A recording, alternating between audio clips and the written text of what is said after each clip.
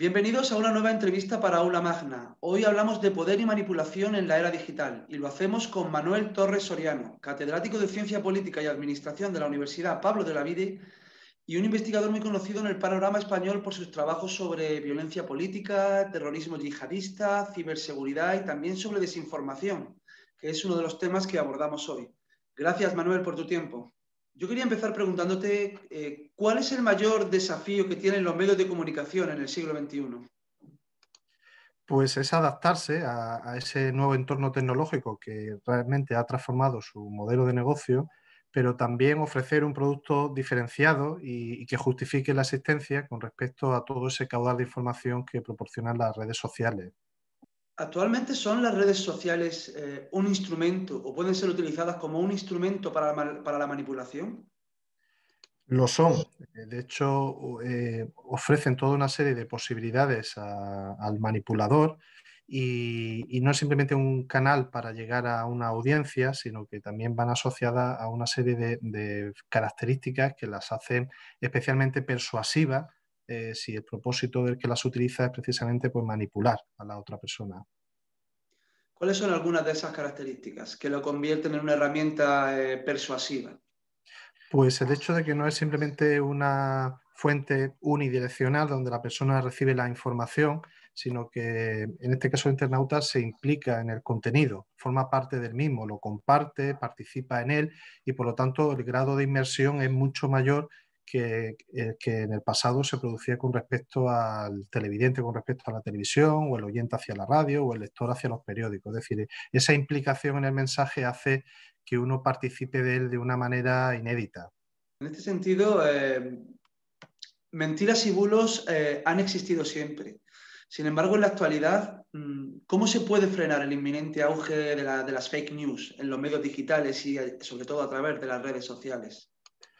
Pues ese es un esfuerzo que no se va a conseguir recurriendo únicamente a una única medida, sino que al final, como todo fenómeno complejo, pues debe ser abarcado desde múltiples dimensiones.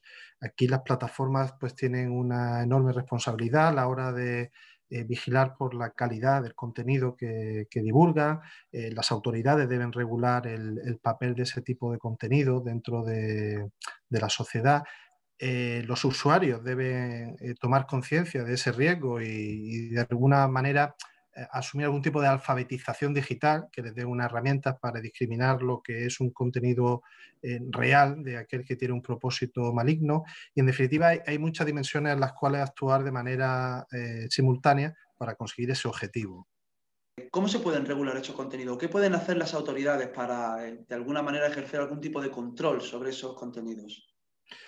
Bueno, aquí estamos hablando de un terreno resbaladizo, ¿no? Donde siempre cabe el riesgo de que con ese propósito encomiable pues se termine vulnerando la propia libertad de expresión o reduciendo los ámbitos legítimos en los cuales una sociedad puede expresarse, incluso con contenidos que bueno, uno puede considerar que no son veraces. Sobre todo yo creo que aquí las autoridades tienen un papel de pedagogía sobre el riesgo que puede suponer para la democracia este tipo de contenido, sobre todo cuando se utiliza por parte de actores externos a la propia sociedad que intenta pues, lograr esa manipulación, incluso interferir en el proceso electoral de un país. Y aquí pues las capacidades de alerta temprana de un país a través de su servicio de inteligencia y otro tipo de medios son importantes para trasladar a la sociedad la existencia de este tipo de manipulaciones y que ésta pues, pueda reaccionar en concordancia.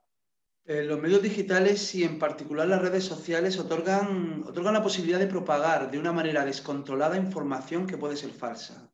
De hecho, las campañas de desinformación se han convertido hoy en día en estrategias, en armas políticas para desestabilizar candidatos, para confundir la opinión pública. ¿Es esta desinformación hoy en día la peor enfermedad del periodismo? Es uno de los muchos males que afecta al periodismo. No es el único, pero sin duda es una variable importante a la hora de entender el desprestigio creciente que se experimenta en el ámbito de los medios en los últimos años. Al menos así lo percibe la opinión pública, si tenemos en cuenta los datos de las encuestas y los sondeos que se han realizado, ¿no? Los medios no solo son un competidor de esos contenidos desinformativos, sino que en ocasiones también son el enemigo al que apunta la propia desinformación, que siempre pinta a estos medios como parte de una maquinaria destinada a manipular a la sociedad, ocultar parte de la información y, por tanto, cuanto más éxito tiene la desinformación, pues más arrinconados y desprestigiados están los medios de comunicación que ejercen un papel vital en cualquier sociedad democrática. ¿Cómo se puede luchar contra estas campañas de desinformación, especialmente cuando son provocadas, cuando tienen a un agente detrás, que está un agente social o político que está provocando esa campaña, pues ya sea para desestabilizar a un competidor, a un candidato o para alterar la opinión sobre un determinado tema? Bien, pues al igual que existen en ocasiones burocracias profesionalizadas que se dedican a diseñar e implementar este tipo de campañas de desinformación, en la otra parte pues también deben existir capacidades permanentes que se dedican a monitorizar, a alertar y en este caso también a tratar de neutralizar estos contenidos de una manera anticipatoria, porque si al final nos dedicamos simplemente a señalar eh, la existencia de estas campañas cuando ya han desplegado sus efectos, pues ya es tarde, ¿no? En ocasiones la mejor forma de neutralizar la desinformación es alertar a la sociedad en el momento en que ésta empieza a desplegar sus efectos, ¿no? Porque en parte, buena parte de la eficacia de la desinformación tiene lugar cuando existe una ignorancia sobre cuáles son los propósitos últimos de esos contenidos o quién está detrás de estas campañas. Digamos que en este sentido es la prevención, ¿no? La mejor fórmula para evitar sus efectos. Desde luego, la prevención en cuanto a concienciar a la sociedad de que ese riesgo está ahí, es permanente, pero también la anticipación, es decir, tratar de inocular a la sociedad esa vacuna contra la mentira y la manipulación antes de que el virus, ¿no?, de la desinformación pues empiece a penetrar el tejido de la sociedad. Ujú. Pues ahora que hablamos de virus, centrándonos en casos actuales, ¿qué conclusiones sacarías en líneas muy generales del seguimiento informativo que se ha hecho de la pandemia? Bueno, pues como todo suceso realmente disruptivo que ha puesto patas arriba a nuestra sociedad, pues eso también ha afectado a la propia dinámica de los medios de comunicación. En ocasiones los cuales pues, han desplazado totalmente determinados temas que siguen siendo importantes, pero que se han visto eclipsados por las noticias relacionadas con la pandemia. Y luego, pues, esa especie de planteamiento un poco esquizofrénico, ¿no? De intentar alertar, pero al mismo tiempo sin generar demasiado miedo, incentivando que la gente haga su vida, pero al mismo tiempo que no la haga. Y en definitiva, ese es un mensaje un tanto contradictorio para la sociedad que desde luego ha sido aprovechado por parte de aquellos que intentan utilizar esa ansiedad pues, para otro tipo de objetivos, en este caso totalmente nocivos para la sociedad. Saltando a otro tema también de actualidad, con la reciente celebración de las elecciones en Cataluña y en general sobre el tema del independentismo, ¿cómo se ha hecho en este caso el seguimiento por parte de los medios de comunicación? ¿Realmente los medios han conseguido generar en la conciencia una idea acertada de lo que es el conflicto vinculado con el independentismo o al contrario han simplificado mucho este conflicto? Bueno, si hablamos en términos específicamente de la desinformación, no solo, sino no sobre la cuestión política en España, que de luego es muchísimo más amplio, ¿no? Y daría para un tratamiento mucho más profundo. El hecho es que esa es una brecha más que se ha abierto en el ámbito de la sociedad, ¿no? El conflicto político en Cataluña, las derivadas violentas, cuestiones relacionadas con la legitimidad del sistema político.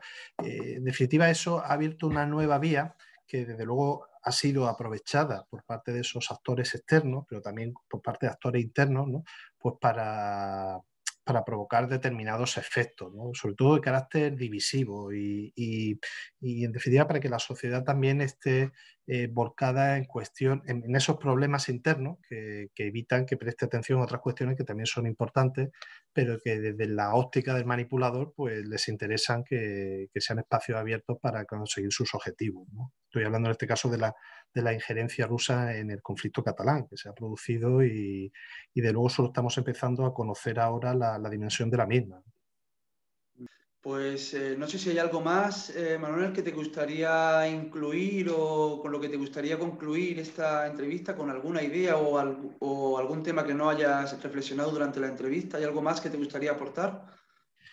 Bueno, yo creo que también si tuviésemos que quedarnos con alguna idea, yo creo que sería con la de la responsabilidad individual, ¿no? Es decir, la sociedad también tiene un papel protagonista a la hora de neutralizar esos problemas, ¿no? Donde debemos ser muy conscientes que cuando compartimos una información o cuando ayudamos a la divulgación de determinados contenidos que nos reafirman lo que pensamos, etcétera, pues hay que actuar de una manera un poco más reflexiva, eh, pensando mucho si lo que estamos compartiendo con nuestros contactos es algo realmente veraz o que tiene presunción de verosimilitud, sobre todo porque en ocasiones no solo somos destinatarios de estos contenidos manipulativos, sino también un eslabón fundamental en su difusión, ¿no? Entonces, yo creo que esa labor de alfabetización digital que tenemos por delante, pues también implica una llamada a la responsabilidad individual, ¿no? Que esto es una tarea en la que todos estamos llamados a participar en pro del mantenimiento de nuestra democracia. Pues concluimos esta entrevista con esa llamada a la responsabilidad individual de cada uno para, en este caso, pues entender la realidad del mundo en el que vivimos. Ahora sí damos por concluida esta entrevista. Muchas gracias de nuevo, Manuel, por tu tiempo. Ha sido un placer tenerte aquí. Nada, a ti ha sido un placer. Muchas gracias.